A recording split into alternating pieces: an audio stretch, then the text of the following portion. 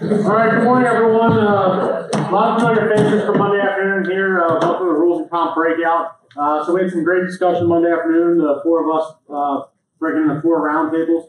So our thoughts this morning, keeping with, we all like pace of play. We're going to try to keep pace of play well here since we're the last thing between all of us and a round of golf this afternoon.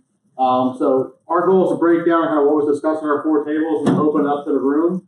The first table we're going to discuss is Jerome's, and he discussed entry fees, food and beverage, and contracts for clubs.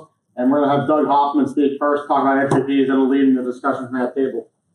Yeah, so for those of you who have been around for a while, know or probably have seen that I do an entry fee survey. I've been doing it for probably over 20 years, every other year. And so I want to get back and do it again this year. When I get back, and Minnesota will allow me the time to be able to do that. However, trying to figure out what people are looking for and how you're going to take this information is really important to me, because I want to ask for information that's going to be relevant. We need more than simply a comparison of entry.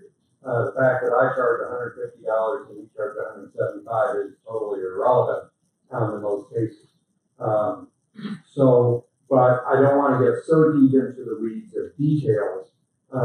We need to make sure it's apples to apples. That, do we need to compare a Red Delicious to something else?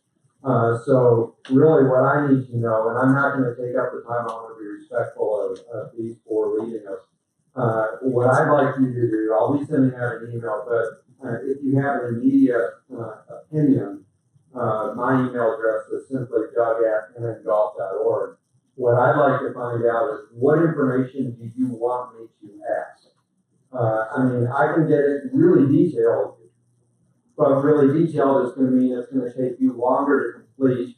And for Ryan, Greg, and his staff and other associations that have a gazillion tournaments to try to put that in, I'm not asking for anything really other than the major tournaments. We all do a whole lot of tournaments differently, and that's fine. I'm really looking at the major match plays, the major stroke play, and 4-ball individual, things like that. But if you have an opinion, and if there's information that you would like to know, please send it to me. I'll send out an email to all the associations. I'll include all RNC directors as well as EDs, and so that they can pass it on to whomever. But please respond so that I can put this survey together and that it becomes meaningful to all of us. Okay, thanks. And Doug, you send it out through the IAGA member. I do go through the IAGA website. So everybody who's listed as a rules and comp or tournament will get it, as well as executive directors will get it. And that way, if you want to assign it to somebody, if you want to fill it out yourself, I want to be respectful of your time too and how long it takes for you to fill it out. Yeah. So if you're not on that IAGA member portal, especially newer people in the room, just shoot Bill a message and they'll get you set up. You'll get a login code. Then you make your profile and you kind of tag yourself as rules and competitions. So yeah, sometime next week. Should just make sure you're set up on that. Sound good? Great. Okay. So at my table we talked about course fees. As we expected, it's a pretty mixed bag. I think like kind of a 50-50 split on how much people are paying for USGA qualifiers, or even if you're even paying for qualifier fees. So I'm sure through Doug's study we'll get some more numbers on that. And then food and beverage, I think increasingly there's a trend towards not feeding the players. From those of you who have made that decision to cut out feeding players, it doesn't really seem like there's been that much pushback. Especially if you reduce your entry fee even by $5 to $10, so there's kind of a recognition that you are taking something away. So I think the big takeaway from that is if your association's in a bit of a pinch and you're having a conversation about whether or not to feed players, I think you can cut food and beverage and get away with that. Again, we can get some more details on that from Doug. The really interesting takeaway I had is there's a pretty mixed bag out there about how we're recognizing staff at clubs. I think everyone here knows, like, none of us have a job if people at clubs aren't doing a good job, especially grounds crew, outside service, professional staff. So there's some really interesting ideas out there about how we're recognizing staff. So a couple of those are, some of you are just giving a check or giving cash to the head professional, and asking the professional to spread that out in the form of a tip. Obviously, it kind of depends on the club. There's a lot of no tipping clubs out there, so that's not really going to fly. There's somebody here mentioned contributing to a staff holiday fund. So same thing. That's a good way to get around tipping. And then it seems like most people here are doing something to recognize the grounds crew. If that's hats before the championship, buying them breakfast or lunch the last day, dropping off a few cases of beer. I think that's always a good investment, and I think it is really, really important to recognize what these people do to set up good championships. So yeah, that was pretty interesting. I think, yeah, as I said, it's pretty mixed from a course fees, registration fee perspective, but my big takeaway was just, I think, really recognizing the people who really make these championships run, but maybe the players don't see as much. I think if we can do a good job of recognizing them, that will go a long way for us. Anyone else have anything course fees, food and beverage related? Jerome, I'll just add, I know from our events, even when I first started there and Peter Dasherson was the forum, they always did a really good job of recognizing the maintenance crews, and I've seen a lot with the maintenance crews. One, they enjoy getting a picture with the trophy, the little food and things like that. It just helps so much more with the mow out, or if you have a whole location needs to be moved. Another thing about the superintendents, and learning a bit more about the superintendents from the green section and some of the green section staff that have done some beacon testing down in Florida. That community is really active on LinkedIn and Twitter. And we've noticed our social team, if they tag like a picture of the Florida Open with 30 maintenance guys holding the Florida Open trophy and a bag of Chick-fil-A chicken biscuits, those are some of the postings, like the most interaction. It gets other superintendents interacting with them. It's just been kind of unintended consequence of finding those draw a lot of traction.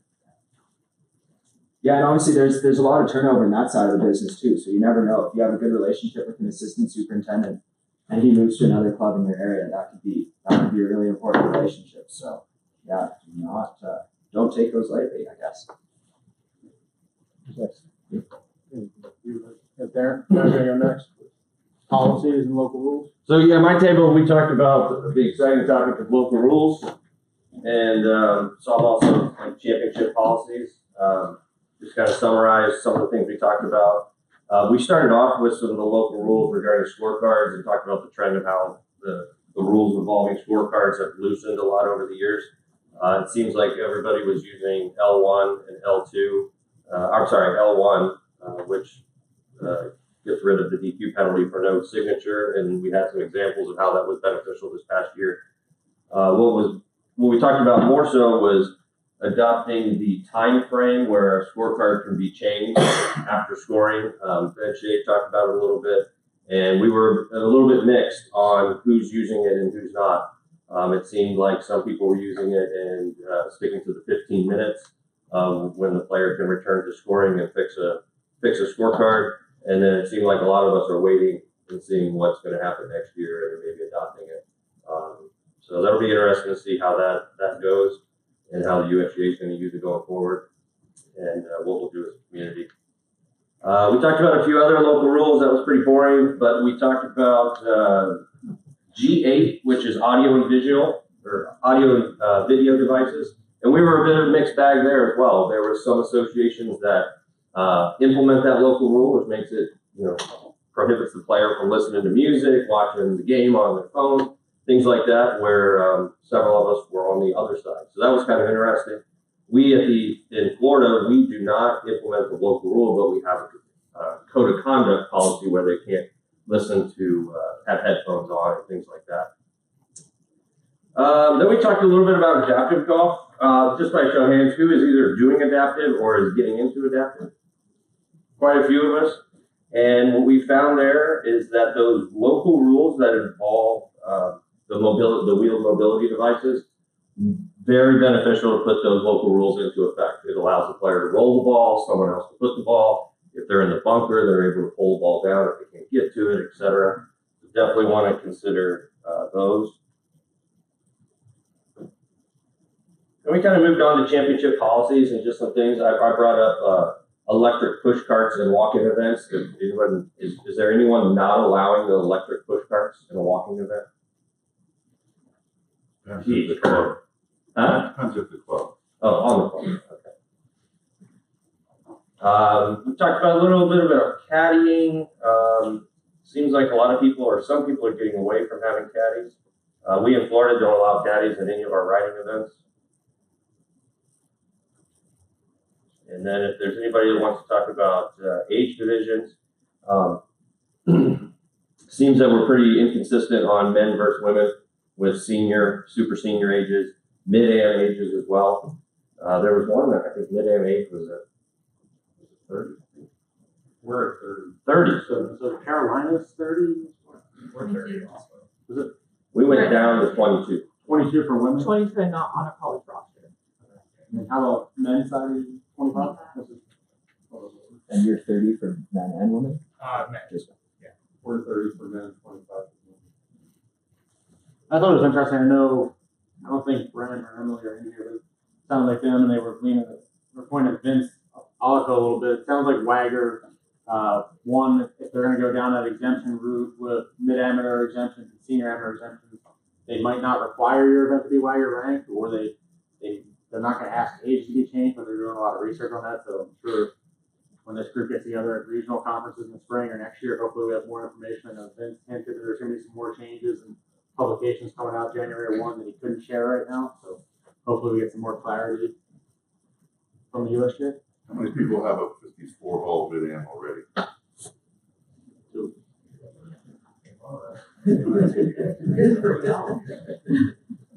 I'll touch on that on the women's side. So for our women's mid-amateur, we have a championship division, which is 54 holes, so they can get those WAGR rankings. But we also have a forward and a middle division that is only 36 holes. So those players come in, start on day 2 of the championship, and we allow them to play practice rounds following the championship. So it kind of helps boost our field size a little bit more, but it also provides different playing opportunities for those players who want to get WAGR ranked versus those who 54 holes is just far too much for them. Was there any discussion about green reading materials, whether people are using that local? Yeah, I think Ben actually brought it up, if I remember correctly. We brought up green reading devices. It seemed like most associations that were at our table are not putting in any prohibition on green reading devices, just, the standard rules to it. But you guys are No, I was just curious. I know we've discussed it each year since it's come out, and it's kind of been like, kind of wait and see what the rest of the community is doing, and we haven't felt the need to implement that into our championships yet. But I think our view was that it's too hard to police, and that you have the host club sells a book that they want to make some revenue. We're not going to provide everybody with a book at all of our tournaments, and so that's kind of where we stood. Kirby, you don't have any. Yeah, you don't use it either. It's just most of the USGA events. I think. Yeah, sorry, just interested to know how many of you guys are using electronic visual scoring, so like scorecards online on your phone as your visual scorecard. We are electronic only. We haven't printed scorecards since COVID. I think they're gone, but I know Mark Oscarson was at our table and they said AJGA went to that during COVID and they're fully electronic. Ryan Clark chimed in a little bit about the rules allow it. Brent said if we opted to use that at a USA qualifier, it meets the rules of golf and we can do it. He doesn't know anyone who's requiring electronic scoring at USA qualifying. We do. We have not printed an electronic scorecard since COVID. But for any event. So we're electronic, but we're also on the first tee giving a lot of players a hard card as a backup. And I think we're getting to the point where we need to pick a lane because there's a lot of questions of, well, is this the card or not? What a bit of confusion there. So it's just interesting to know that you're not doing any scorecards. Well, don't print scorecards, just give them a local scorecard. Totally just have a stack of local scorecards there and say, if you want to keep it on paper, here, use this. Right. But, and I had a situation where I had a player come in and had not used digital scoring at all. And so we bring them in, we still have a scoring area, we have a monitor there. We make sure everybody sits down and looks at the monitor and gives us a verbal. So even if they don't certify as a player or certify as a marker, if they give us a verbal, that will suffice. But he hadn't done anything digitally, and he said, "Can I read them to you?" And I said, "No." I said, "You're going to get your phone out and you're going to put it in yourself." He didn't like me, but since then he's been doing it. Very good. Thank you. Doug, do you do, digital entry scorecard or like group scoring? No, we do the digital individual through scoring. In COVID year, we did the group because they didn't have the digital scorecard. Now, once the digital scorecard came up, that's all we do. And they're going to use the excuse. I had a player at US Amateur qualifying say, "Well, I don't have my phone." I go, "Yeah, right." And he goes, "I'm offended by that." And I said, "You're 22 years old. You don't go anywhere without your phone. You have a phone." And he goes, "Well, I have trouble with the signal." And I said, "Well, you still have your phone. And the thing with Golf Genius is you can still pump in scores, and once you come into the clubhouse, if you tie into the Wi-Fi, it'll connect." The one thing that I will tell you doing this, if players keep the phone in the bag, it will have interference because of all the shafts. It'll have connection interference. So what we'll tell them to do is keep the phone out, enter the scores, keep the phone out. When you leave the team ground, then you can put it back in. You just have to let the phone sync up. And we still get people, especially my age, who are saying, "God, why do we have to do this?" And let's get over it. Just go away. And so, kind of on that, are people here, like you're doing, it's like a live leaderboard, hole by hole scoring, right? Yep.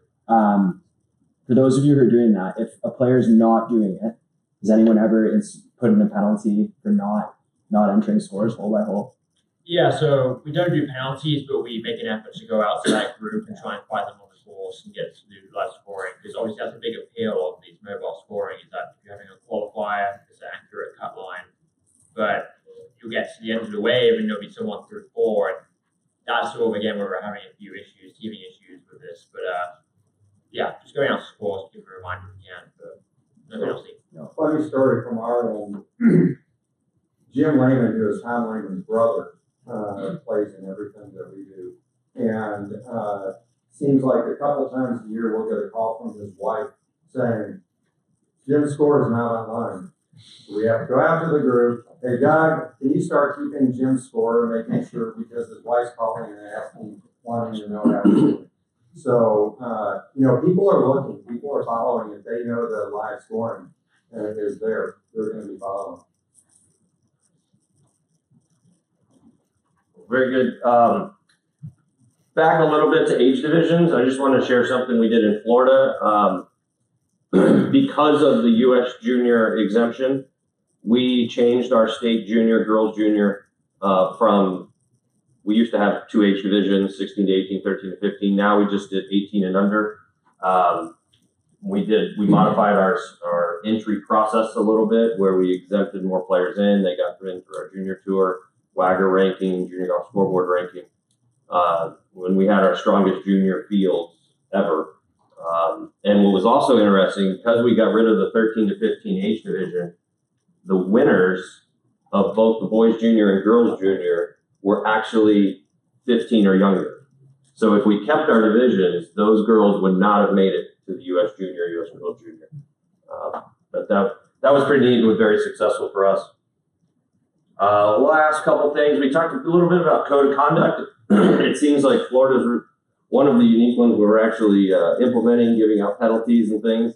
Part of that also ties to our parents. Seemed like we have a bigger issue with parents. And then the last thing brought up very briefly by our friend back here was gender policy, and that shut our table down and we were done for the day. So we'll move on to Kyle.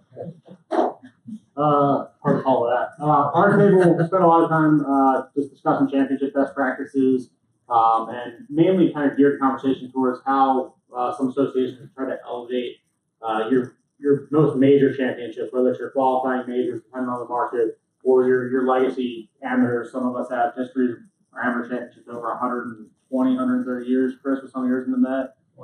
120. Florida were their 108th amateur championship, women's amateur 95th, and kind of consistent theme about it is I think everyone in the room is trying to find ways how to elevate it, whether it's adding signage, whether it's adding a nice lunch buffet, or elevating the tea gift for those events, using partnerships. Discussions with tea gifts a little bit, rising costs just like food and beverage, and they talked about the drums table. I believe it was Virginia. Are they here still? Virginia was talking about how they've gone to kind of tiered tea gifts where there are a couple majors have a specific tea gift for that event, and everything else is kind of an imperial swag table where they have a choice of a hat, t-shirt, towel, and everything.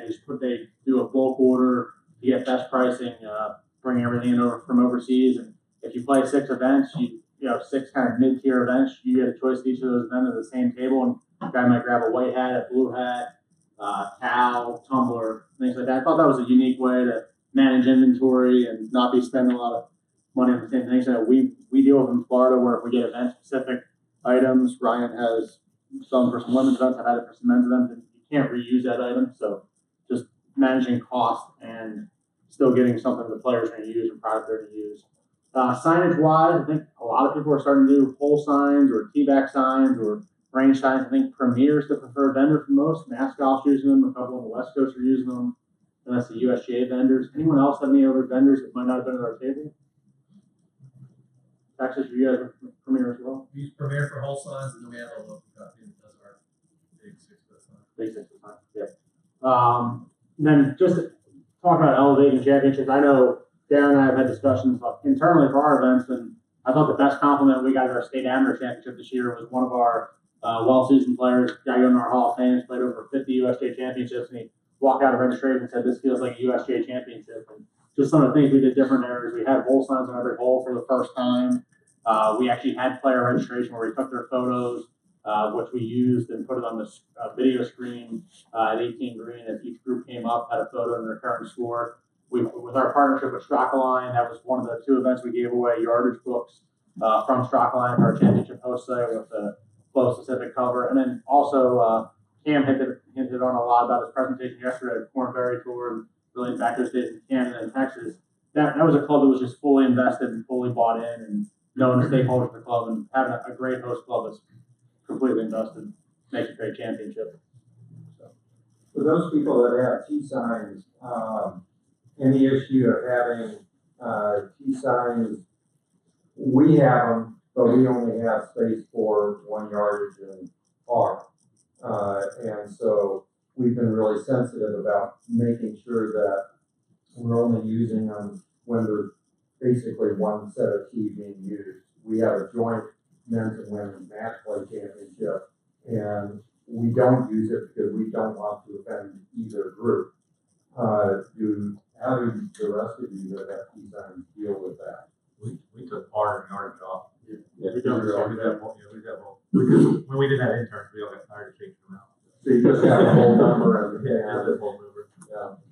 I heard somebody talk about in Massachusetts. Do you guys print the sticker paper in house, or somebody was talking about printing in house yardage as well? Yeah, that's what we used to do. Oh, that was So Scrape them off. we would either put multiple or we just set them at the same yardage and remove farm. So the first hole everyone just plays the same spot. I know they're not moving our other signage. And then the last thing we're talking about is seeing from my looking at other golf associations. I think Met's done it a fair amount, and Georgia GSGA has done a fair amount. We did it just for one event this year, but having championship specific logos. Sometimes that's co-branding with the club. Looks a lot like a USGA, US 4-ball, US Mid-Am logo. GSGA made specific logos for all of their major championships, and then they changed each year a little bit with the club name and year number. And feedback from players, I know for our one we did with the men's amateur, women's amateur was good. We only used it for signage, but we'll consider using it for hats or shirts or something different next year. And a few other associations are talking about doing that, and player feedback's been great on that. For those of you who do that, who's doing it in-house or who's finding an outside vendor to make those logos?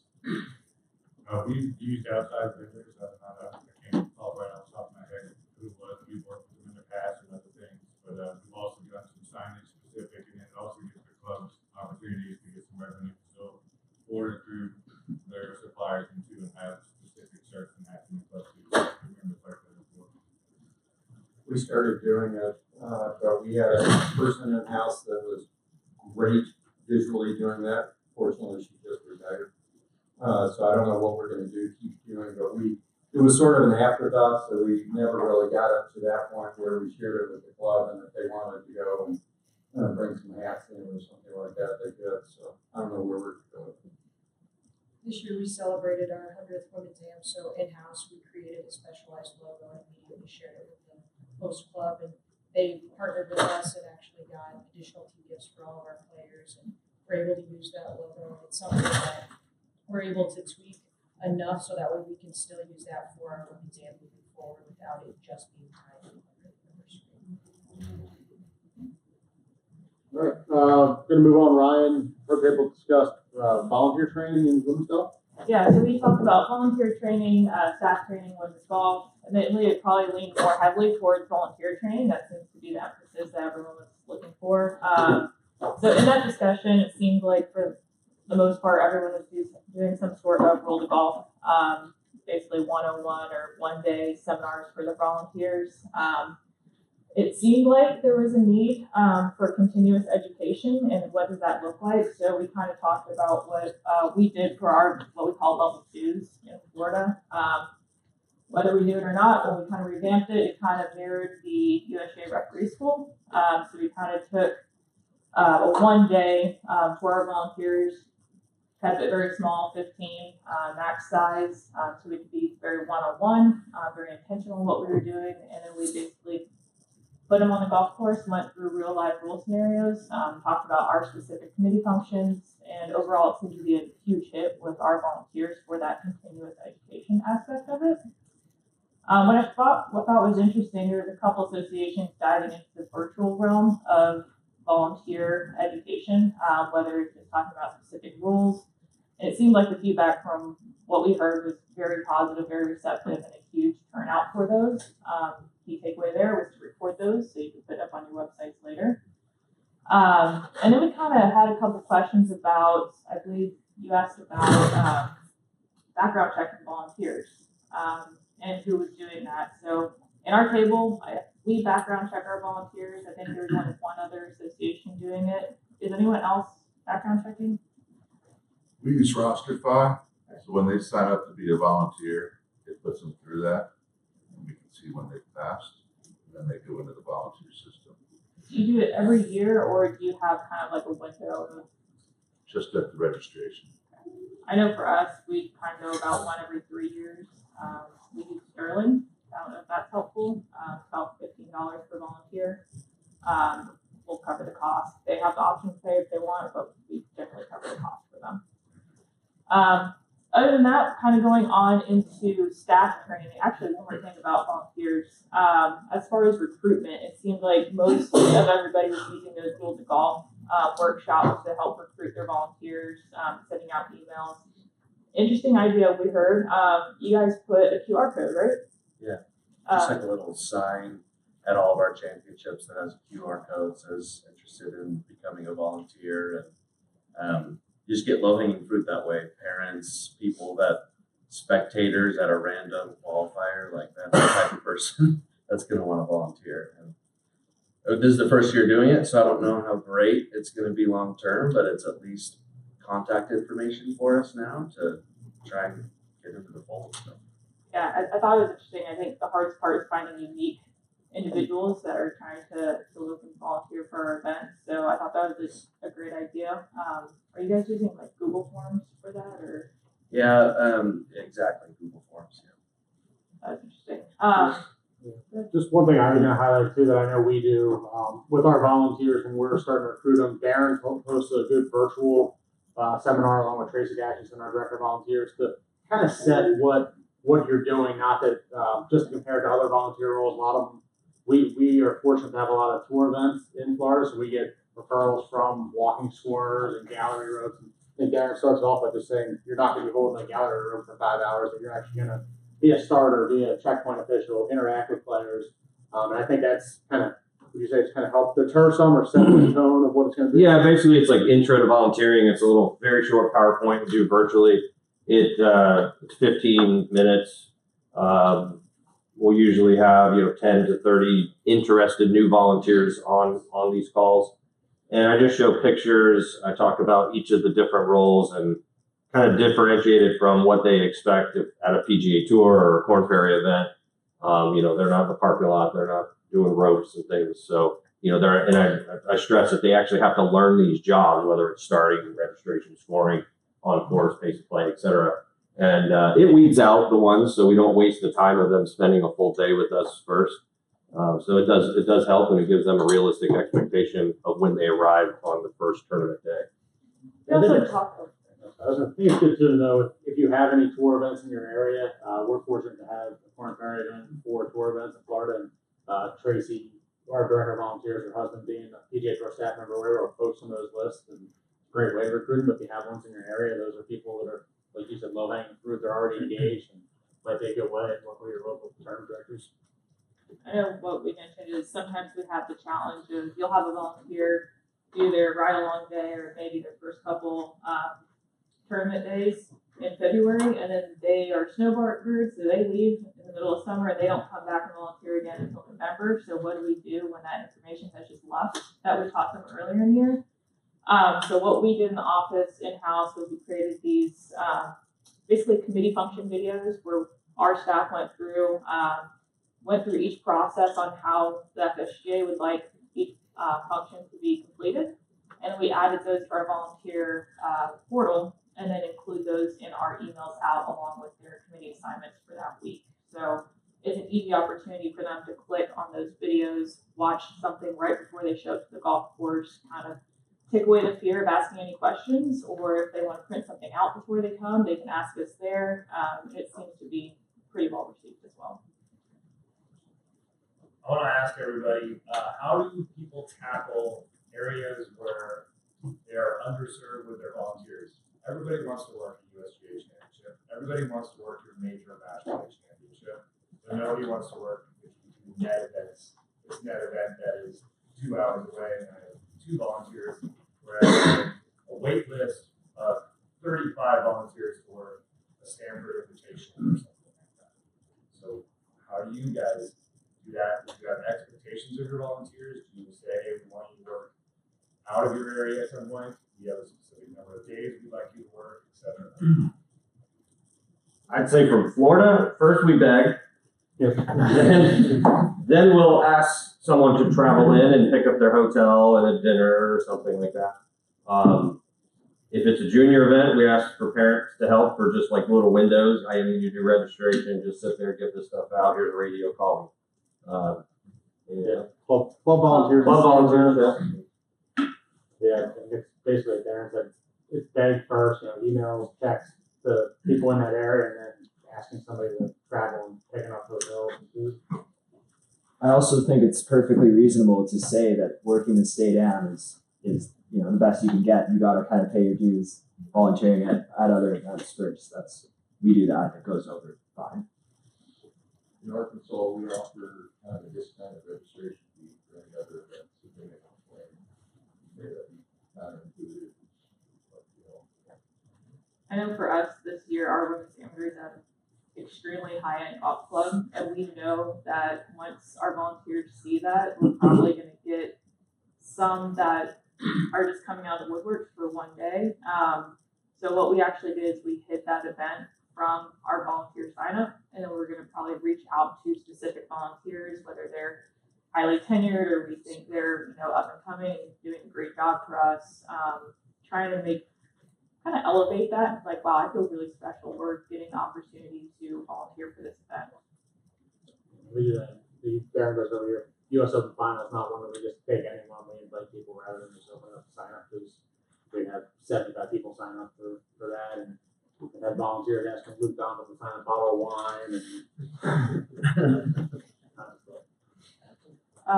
Yeah, but Just a question for the group. Does anybody have too many volunteers that are kind of too active? It's we're in a unique situation in New Jersey where our committee is very, very active, which is obviously great to see. But for our state open this year, we were at a walking club that had 28 golf carts on the property, and we had probably 40 volunteers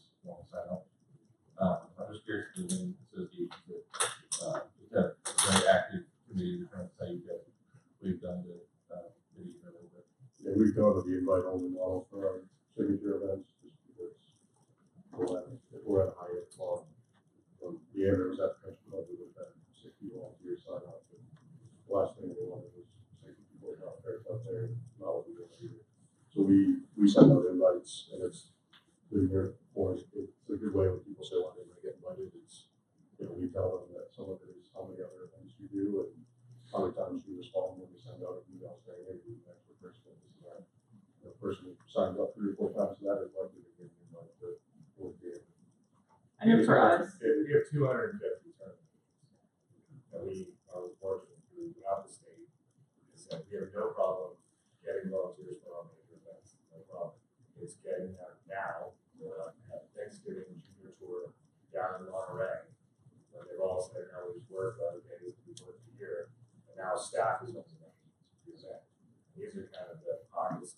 We do invite only too. All state amateur committee members are invite only. No one can sign up directly, and we do that. A lot of our USGA is pretty cherry picked by the staff, so it's almost invite only. It's not a first come first served type thing.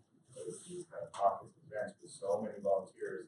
We want to make sure everyone gets a certain amount of days so that they feel like they're contributing to that. And it's not just the people that have been here for so long only getting the best events.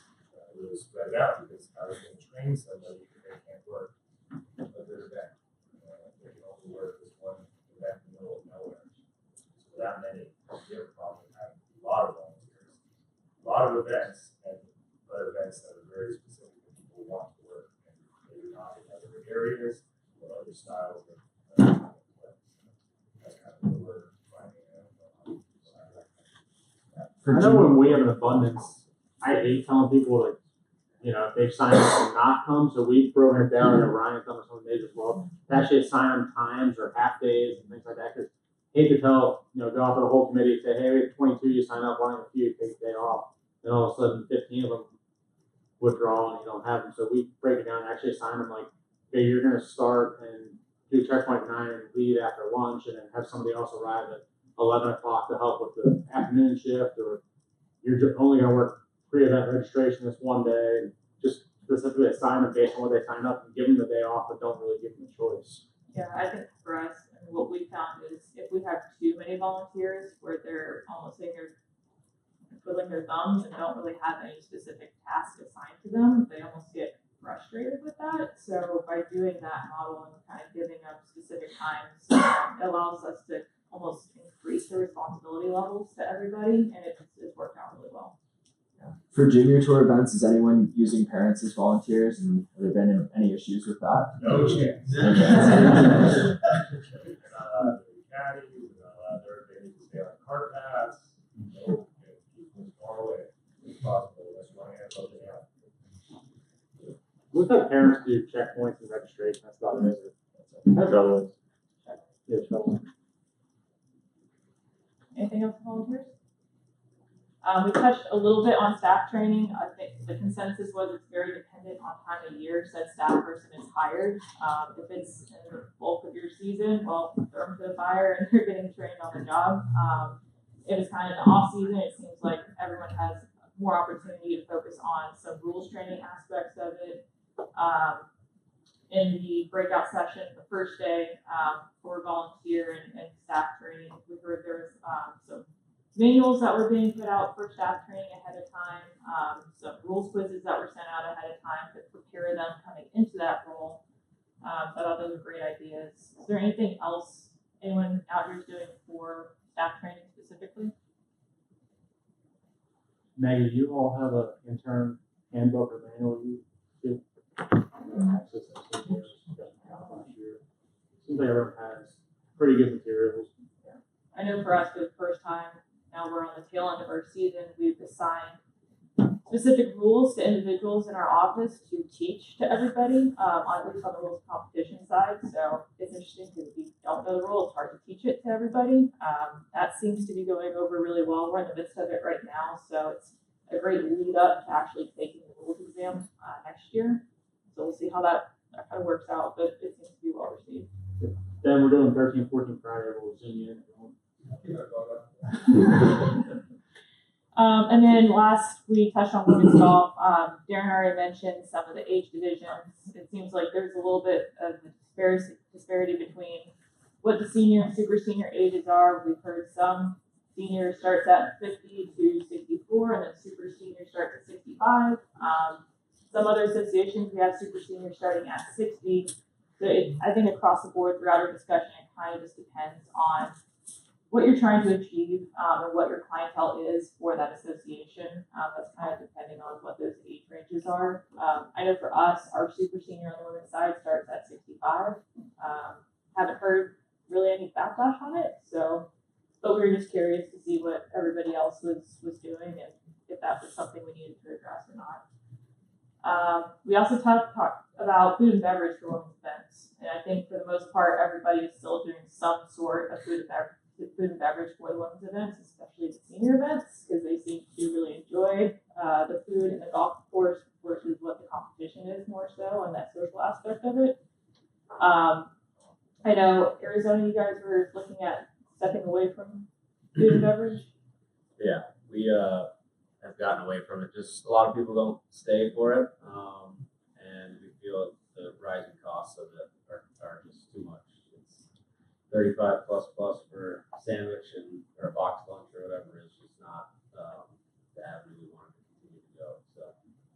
And it seems like kind of eliminating, Jerome, you said it, eliminating food and beverage helps kind of cut those costs of the tournament entry fee, which, as we all know, with course fees rising, it's inevitable to also rise as well. I also heard another great idea. Some are offering a food and beverage option afterwards, but it's for buy-in by the players, so they have the option to pay for that meal afterwards or not. And it seems like, for the most part, when I heard, everybody is actually taking part in participating in that. So I thought that was interesting. I know I forgot who was doing that. Anyone else in this group? That's We offer a lot of times a voucher for $20 to $25 that they can use either in the golf shop or maybe with food and beverage if they'll do it, or for a resort that may use it elsewhere. So that's a nice way to give them the option of how they want to use it or snack bar. And then obviously social golf and women's, it's on the rise. Jerome was part of the women's golf panel yesterday, which was fantastic. There's a lot of really cool social golf initiatives taking place. And for us, we have our link up, which we're really focusing on that mid-am range of, I mean, it's a little bit below mid-am, but we're trying to get those players that are just entering into their professional world, 21 to 49, trying to get them introduced or reintroduced into the game in a non-competitive setting. Jerome, do you want to just briefly touch on what you guys talked about? Yeah, so in BC and in a number of other states, we run a virtual event for the last 2 years. So that's players that make a team of 4. There's a different format every month. You play any golf course you want, any tee you want, and then you post your score to a provincial leaderboard. Yeah, if you weren't here yesterday, I can explain more afterwards. And that's been great. Northern Cal, you guys have the Joy of Golf initiative that you guys are working on. Seems to be working well. So is there anything else that you guys are doing on the women's side socially?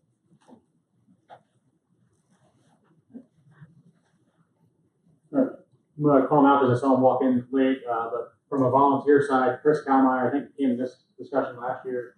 Golf Genius was nice to see Ken presenting the request of the referee part potentially being added soon to the Golf Genius app that players request us and text the committee. So I think that was a discussion at this breakout last year.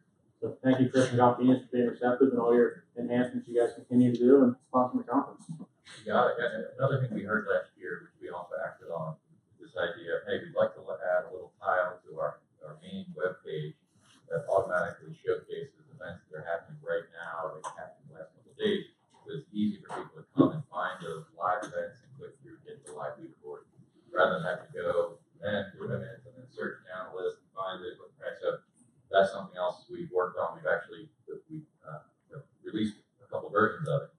So if you're not aware of it, please be aware of it. It's basically a directory feature that allows you to create an iframe that gets very specific. So rather than saying, show me a full season of men's events, it's instead show me a short list of men's events, women's events. And there's a few different options where you can turn things on and off and basically shrink it down to a tile. And again, the beautiful part about add this one, it just automatically says, what's the fresh content? If you're not aware of that, that's something else that came up, not just at the annual meeting, but at the regionals. We talked about that in Atlanta last year, and we took action on it, and we continue to try to improve. And then the request rules official, that's the popular one, right, inside the mobile app. So I think that's coming out early next year, I think, right? So that we're well on our way to building that. Anyone else have anything to discuss or add with the group of about 50 listeners? I just had a question for the associations that have used checkpoint in the past. Is anyone eliminating it? And now that USJ is kind of gone away from that, is that you're moving away from it as well? In Minnesota, we did away with it. It's we could, in many regards, it only became a 9 and 18 checkpoint. And often it was staff that was doing that. We didn't really want to dedicate the volunteers. So since Chris is in the room, we've been using the pass the pace of play that's available. And I really, Chris, want to get to where it's a more active, to where the message is being delivered to the players, that when I enter the score for you, that and our group enters the scores, that if we're outside of the pace of play, that a message automatically appears saying you're late, you need to whatever it is that I want to say, and to make that far more aware. I found that even with the checkpoints, it's still often required my time to go out and try to start timing people. And so it's better if we could just go ahead and be aware. And as soon as we saw a group, we could use the pass and pace of play. I could see where it is, and then I could get on the radio and, hey, Joe, on number 7, you need to say something to the group that's playing number 7 right now.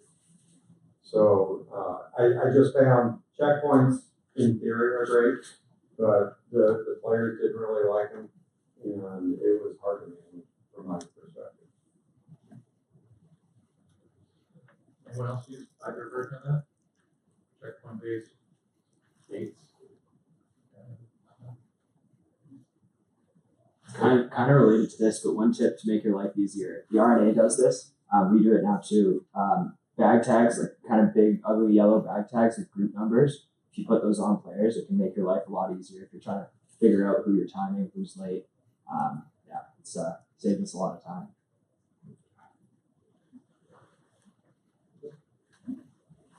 Put on anything else to add? I think Bill said the bus for golf is leaving 10:30, 10:45. And see everyone who's playing golf on the golf course. Thank you all. Thank you.